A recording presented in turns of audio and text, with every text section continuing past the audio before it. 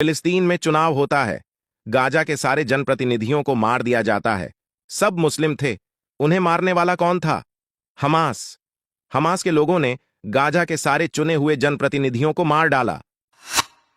तारिक फतह याद हैं आपको?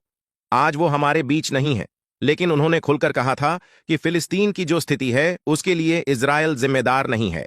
तारिक फतह का मानना था कि अगर 1948 के प्रस्ताव पर अमल किया जाता तो फिलिस्तीन एक अलग देश होता जो विकास की राह पर चल रहा होता। उस प्रस्ताव के हिसाब से जेरूसलम से लगती फिलिस्तीन की सीमाएं यूएन प्रशासित क्षेत्र होते, लेकिन अरब जगत ने नए नवेले देश पर हमला करना चुना। अब वो देश ताकतवर निकला और उसने अपनी सीमाओं का विस्तार कर लिया। अतः फिलिस्तीन की स्थिति का जिम्मेदार अरब है। अरब की निंदा कर सकता है कोई? अब चलिए कहीं और, बहुत पीछे। वो 636 ईस्वी थी जब भारत पर पहला इस्लामी हमला हुआ था। असल में हमें यही पता है कि भारत में पहला इस्लामी हमला उमैयद खलीफा के फौजी कमांडर मोहम्मद बिन कासिम ने सन 711 में किया था, लेकिन नहीं, इससे 75 वर्ष पूर्व ही अरब से एक टुकड़ी हमला करने के लिए आई थी। कहां? महाराष्ट्र के ठाणे में। ठाणे एक समृद्ध बंदरगाह वाला शहर हुआ करता था। ऐसे में वहां एक अरब बस्ती पहले से ही बसी हुई थी।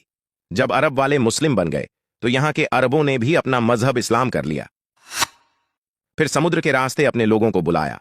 हमला नाकाम रहा, भगा दिए गए। इसी तरह का एक और समुद्री हमला इसके कुछ ही वर्षों बाद गुजरात के भरूच पर किया गया। वहां भी ये हरा दिए गए, भगा दिए गए। तो सिंध में ब्राह्मण राजा दाहिर के साम्राज्य के पतन से पहले से ही इस्लामी हमले भारत पर शुरू थे, बस लेकिन उन पर ज्यादा कुछ बात नहीं की गई क्योंकि भारतीय विजयी रहे थे। मैं इसका जिक्र इसीलिए कर रहा हूं क्योंकि पूरी दुनिया में एक संक्रमण फैला हुआ है। पूरी दुनिया को सिर्फ एक खास कौम के भीतर लाने का। ये एक बार सोच लेते हैं तो 100 बार प्रयास करते हैं, सैकड़ों साल तक करते रहते हैं। भारत में 636 ईस्वी से आज तक चल रहा इनका प्रयास। इसी तरह जब से इजराइल का गठन हुआ तभी से ये उसे भी खत्म करना चाह रहे हैं।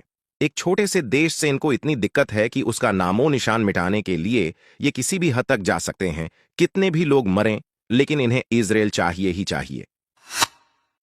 1967 में इजराइल ने सीरिया, जॉर्डन और इजिप्ट को एक साथ हराया था। उसके बाद से ही सारा इस्लामी जगह अंदर ही अंदर सुलग रहा था। आखिर क्यों? शांति से रहने दो यहूदियों को। तुम तो 55 प्लस देशों में शासन चला रहे हो। क्या दिक्कत है मुट्ठी भर लोगों से? इनकी तैयारी देखिए।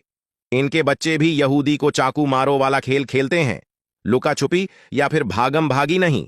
इनकी महिलाएं हाथों में हथियार लेकर यहूदियों के नरसंहार का जश्न मनाती हैं। इनके नेता नरसंहार के बाद नमाज पढ़कर अल्लाह का शुक्रिया अदा करते हैं। जो लोग कहते हैं कि जंग में तो आम जनता पिसती है, उन्हें समझना चाहिए कि इस्लाम में आम हो या खास, सबके भीतर ऐसा झर भर दिया जाता है कि वो एक समान सोचते हैं।